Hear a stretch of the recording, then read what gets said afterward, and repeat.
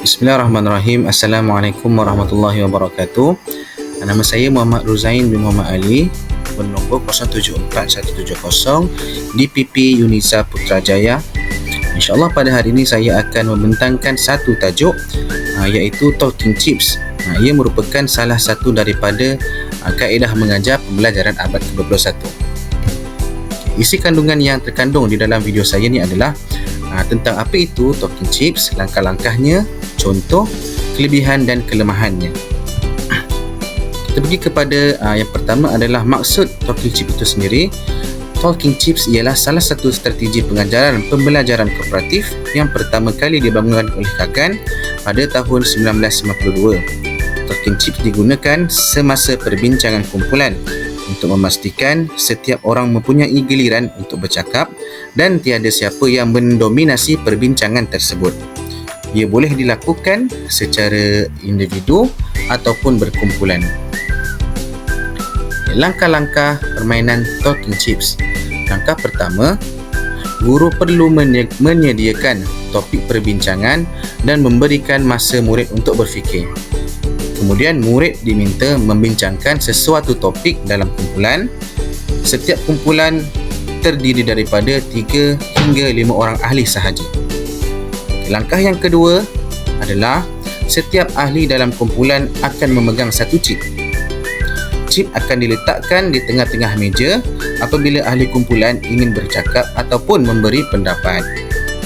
Langkah seterusnya, langkah ketiga adalah apabila semua chip telah digunakan, chip itu boleh diperoleh semula dan sesiapa sahaja boleh bercakap selagi mana mereka meletakkan chipnya di tengah sekali lagi.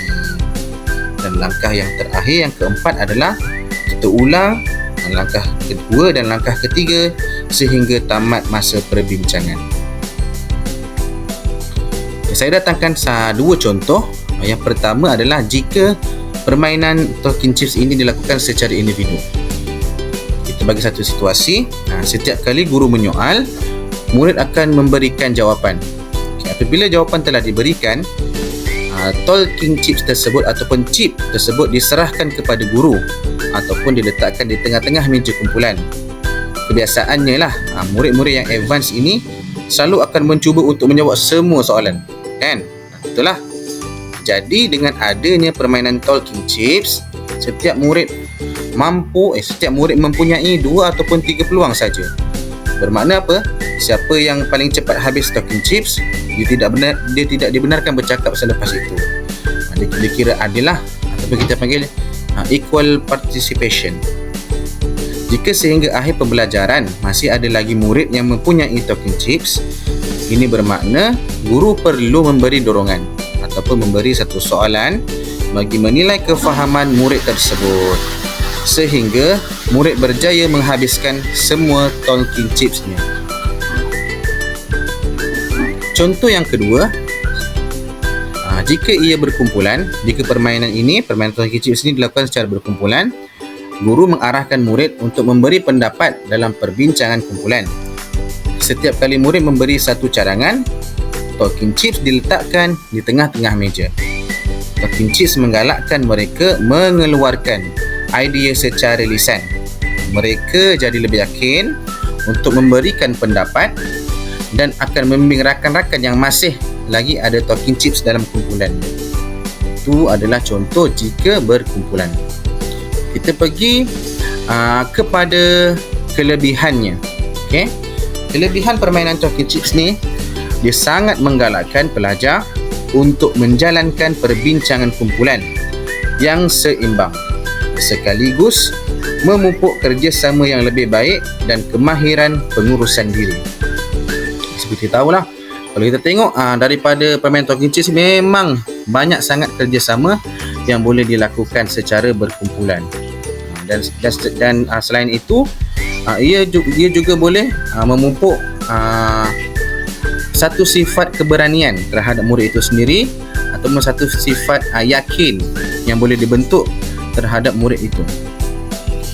Interpersonal, secara peribadinya adalah kerjasama berkumpulan dapat dijalankan, kemahiran bersosial dan juga kemahiran berkomunikasi.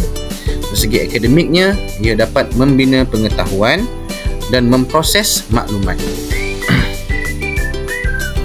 Kita pergi kepada kelemahan talking chips. Permainan talking chips ini boleh menghalang aliran semula jadi perbualan kerana prosedur teknik ini mengawal permintaan. Bermaksud apa? Ialah kan tadi saya cakap, talking chips ni adalah permainan bila chips ni habis, dia tidak boleh berpeluang lagi untuk bercakap. Kan, dia kena bagi orang lain juga. Itu kalau secara individu lah.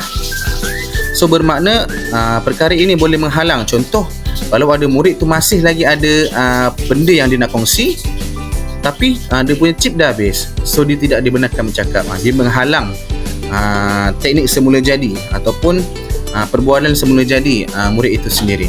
Yang kedua, situasi ini boleh menyebabkan perbincangan terasa kaku dan seakan-akan dibuat. Okey, sama jugalah dengan ada talking chips ni, kadang-kadang perbincangan ini adalah perbincangan yang sengaja-ngaja diadakan. Sengaja diadakan. Sebab apa? Sebab dia nak habiskan talking chip dia tu. Okey, itu ada antara kelemahannya lah. Tetapi bagi saya, dia sangat banyak kelebihan. Yang pertama sekali adalah untuk keberanian. Sebab apa? Kita nak menggalakkan murid untuk memberi idea, berfikir secara kritis, aktif, dan lain-lain lagi lah. Nilai-nilai yang bermanfaat. Okey. Dan kesimpulannya adalah talking chip merupakan salah satu aktiviti PAK 21 yang seharusnya diterapkan oleh guru di dalam kelas kerana ia mampu meningkatkan motivasi dan hasil belajar murid. Talking chips antara aktiviti pembelajaran yang melibatkan semua 5 standard PAK 21 seperti komunikasi, kolaboratif, pemikiran kritis, kreativiti dan nilai murni di kalangan murid tanpa berunsurkan perbezaan tahap kecerdasan akal antara satu sama lain murid di dalam kelas. Itu adalah kesimpulan daripada permainan talking chips. Okay, saya rasa itu saja dari saya. Terima kasih. Assalamualaikum warahmatullahi wabarakatuh.